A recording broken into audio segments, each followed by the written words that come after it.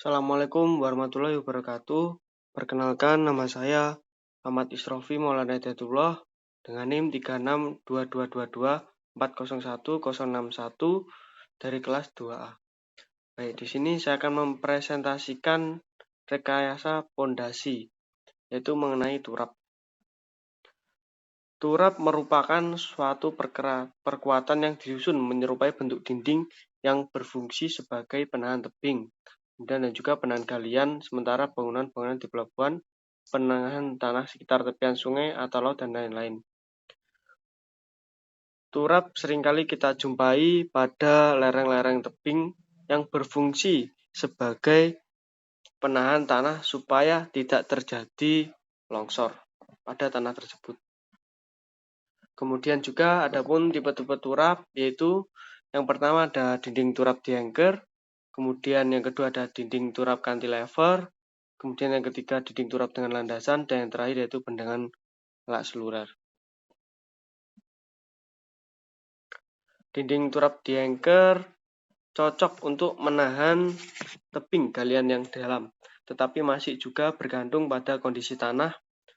Dinding turap ini menahan beban latar dengan mengandalkan tahanan tanah pada bagian turap yang terpancang ke dalam tanah dengan dibantu oleh anker yang dipasang pada bagian atasnya. Dinding turap ini biasanya dipakai menahan untuk tebing galian. Pengaplikasiannya juga sangat bergantung dengan kontur dan jenis tanah. Jenis ini menggunakan tiang penyangga sebagai pondasi untuk menahan beban lateral. Kemudian yaitu yang kedua ada dinding turap cantilever. Dinding turap cantilever merupakan turap yang dalam menahan beban lateral mengandalkan tahanan tanah di depan dinding. Lateral yang terjadi relatif besar pada pemakaian turap cantilever karena luas tampang bahan turap yang dibutuhkan bertambah besar. Dengan ketinggian tanah yang ditahan akibat momen lentur yang timbul, turap cantilever ini hanya cocok untuk menahan tanah dengan ketinggian atau kedalaman yang sedang. Sebagaimana dinyatakan dalam namanya adalah tiang yang ujungnya tertahan oleh tanah sehingga seolah-olah tergantung. Stabilitas turap jenis ini sangat tergantung pada panjang penanaman tiang. Defleksi lateral yang terjadi relatif besar pada pemakaian turap cantilever karena luas tampang bahan turap yang dibutuhkan bertambah besar dengan ketinggian tanah yang ditahan. Kemudian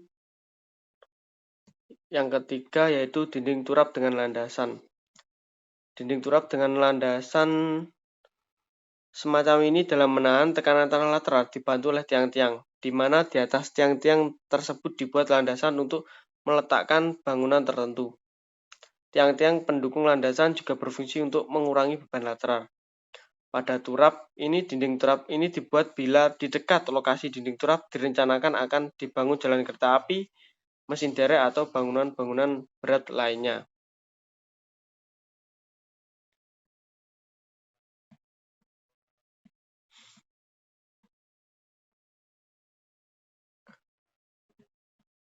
Kemudian yaitu ada bendungan lak seluler. Pada bendungan lak seluler merupakan turap yang berbentuk sel-sel yang diisi dengan pasir. Dinding ini menahan tekanan tanah dengan mengandalkan beratnya sendiri. Baik, kita lanjut ke contoh soal berikut ini. Di sini terdapat dinding penahan tanah seperti pada gambar berikut, yaitu diketahui data tanah yang pertama gamma B 16,5 kN per meter kubik, kemudian kohesi sama dengan 1, dan juga theta sama dengan 25 derajat. Kemudian tanah yang kedua itu gamma B sama dengan 19,81 kN per meter kubik, yaitu gamma, dan juga gamma aksen sama dengan 10 kN per meter kubik, kohesi sama dengan 0,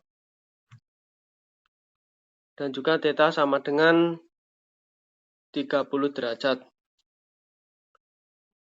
Oke, di sini untuk cara yang pertama yaitu kita mencari KA1, yaitu dengan rumus tangen kuadrat 45 derajat dikurangi theta 1 dibagi 2. Oke, baik. Di sini tadi terdapat pada data tanah yaitu diketahui theta yang pertama yaitu dengan 25 derajat, kemudian dibagi 2 yaitu dengan hasil 0,41.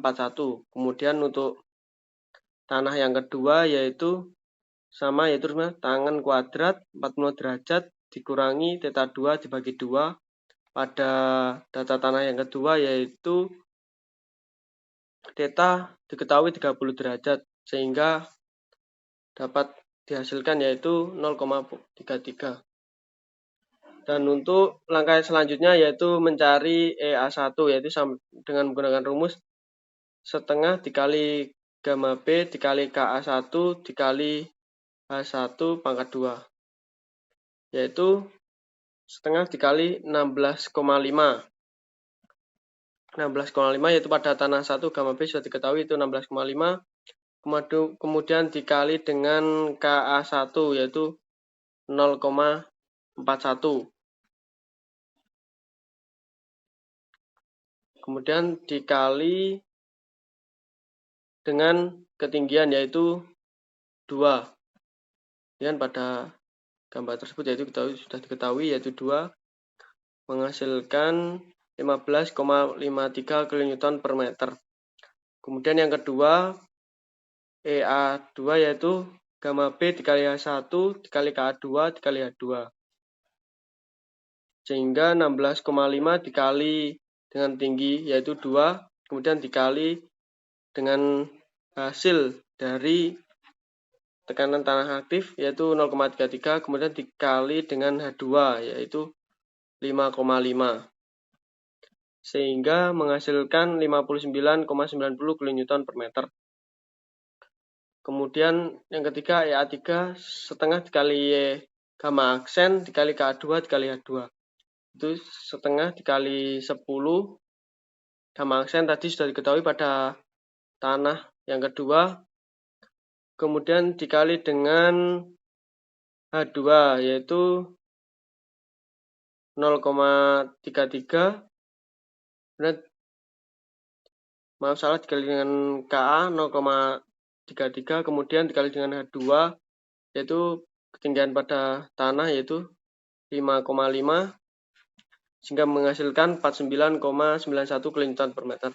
Kemudian yaitu yang selanjutnya yaitu pengaruh tekanan hidrostatis dengan rumus setengah dikali gamma W dikali H2 yaitu setengah dikali gamma W ya sudah ketetapan 9,81 dengan H2 5,5 menghasilkan 148,38 kN per meter. Kemudian untuk langkah selanjutnya yaitu tekanan tanah aktif total yaitu dengan menjumlahkan seluruh EA1 ditambah EA2 ditambah EA3 tambah EA4 dengan hasil 271,71 kN meter. Dan langkah selanjutnya mencari tekanan tanah pasif dengan rumus tangan kuadrat 45 derajat ditambah theta 2 per 2. Sehingga tadi dengan theta 2 pada data di atas yaitu sudah diketahui 30 derajat. Yaitu hasil dari 40 derajat ditambah 30 per 2 itu hasilnya adalah 3. Kemudian pengaruh tanah di depan dinding setinggi 1,5 meter yaitu selanjutnya yaitu setengah dikali gamma aksen dengan rumus kali K P2 dikali H yaitu setengah dikali gamma aksen tadi pada tata tanah sudah diketahui yaitu 10 kN per meter kubik. Kemudian dengan KP2 itu tekanan tanah pasif sudah diketahui yaitu 3 dengan ketinggian H1,5 pangkat 2 yaitu menghasilkan nilai 33,75 kN meter.